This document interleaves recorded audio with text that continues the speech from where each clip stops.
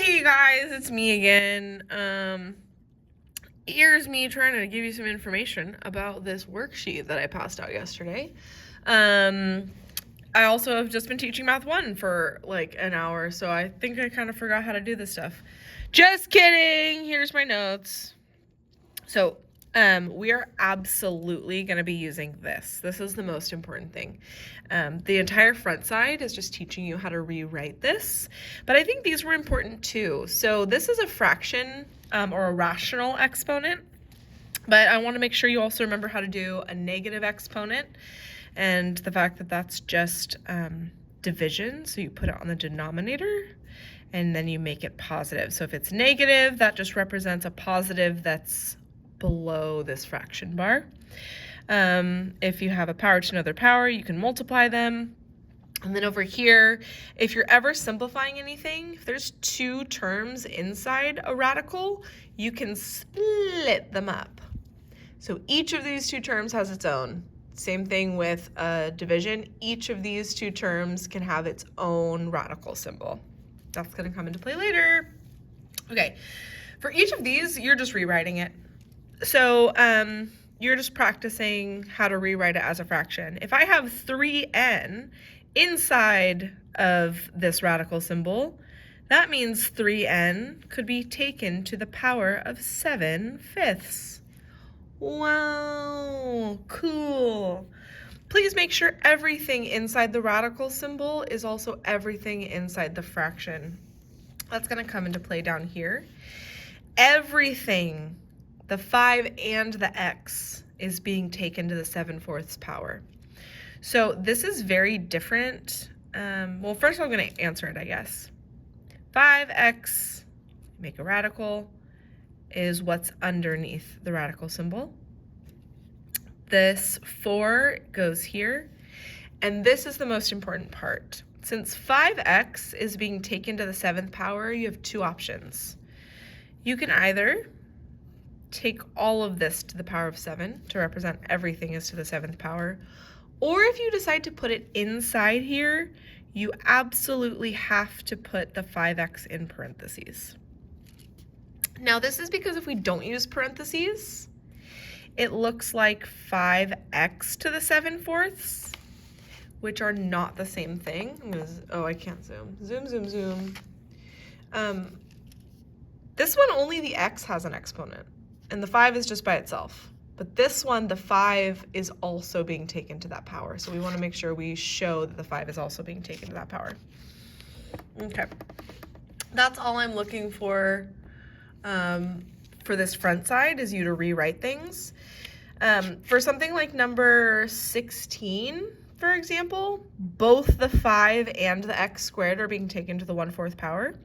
So you could either take 5x squared and put it to the 1/4 power, which is a 4th root. I can put a 1 or not because it's invisible. But I can also say, oh, okay, this 1/4 is on both of these. So 5 is to the 1/4 power.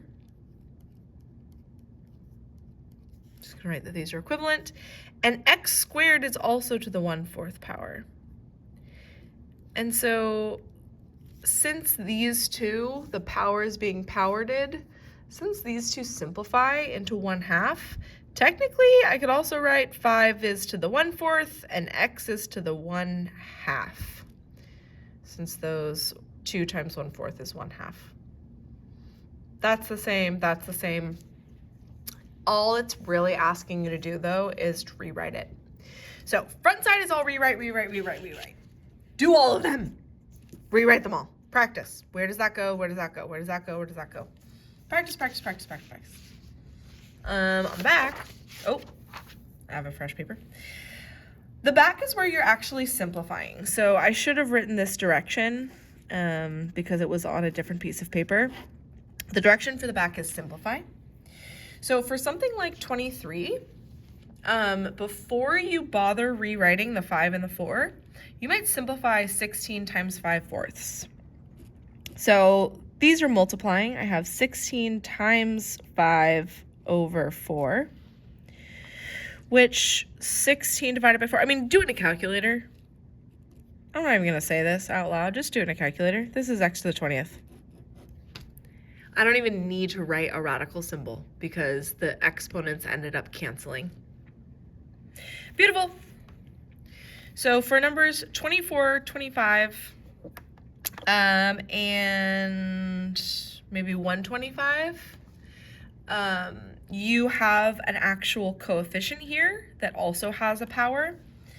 So 49 to the 1/2 power is the square root of 49. So this is the square root of 49, and it's n squared to the 1/2. You can either write this as n to the 1st power if you multiply those, or it's the square root of n squared, which cancels. This 1/2 square roots both of these two things, and you get 7n. I don't care how you write it, as long as you do it to both of them and simplify. All of these are going to have a lot of different ways to do it. These ones on the bottom here are the most involved. So this full simplification is going to use all of your exponent rules. It's been a while since you've done these, that's fine. But if you can at least multiply this -1 and apply it to all of these, that would be so great. So grab a calculator if you need to. I'm going to do number 34. Just for fun. Only these two a's and b's are being taken to the 2/3 power. If I multiply fractions, I multiply the numerator and the denominator. So this turns into a to the power of 10 over 9, and then b to the power of -4 over 3. Since that -2 is a numerator, there's no denominator. We're multiplying that times a to the -1, b to the -1/3. So now we're going to use our property of multiplication. Multiplication says I can add the exponents. Of course, these are also radicals, but first I'm going to use this just addition property. I'm going to say, well, 10/9 minus 1. I'm going to combine my a's together. 10/9 minus 1 is 10/9 minus 9/9, which is 1/9. Yes, we're going to be doing a lot of fraction work here. Hopefully you can add and subtract fractions all right. Common denominator. And then -4/3 minus 1/3 is -5/3. Okay, so here is where you might differ. I'm going to say that these are two different radicals. These are going to end up in two different radical symbols. However, this negative sign also means it's a denominator. So on the back of your paper, over here, you have a reminder that a negative exponent makes it in the denominator. So maybe before I change it to a radical, I make sure I know that my b term is going to be in the denominator. So b to the positive 5/3 power. Last thing, this is the right answer. So I can either leave it like this, but I want to make sure you guys also know, if you were to rewrite this, this is the 9th root of a divided by the 3rd root of b to the 5th power. Both of these are equivalent, both of these are correct, and this is where I want you to be just knowing that these are equivalent and using all these rules to simplify. Okay, good luck. This is due at the end of the period. Kiss, kiss.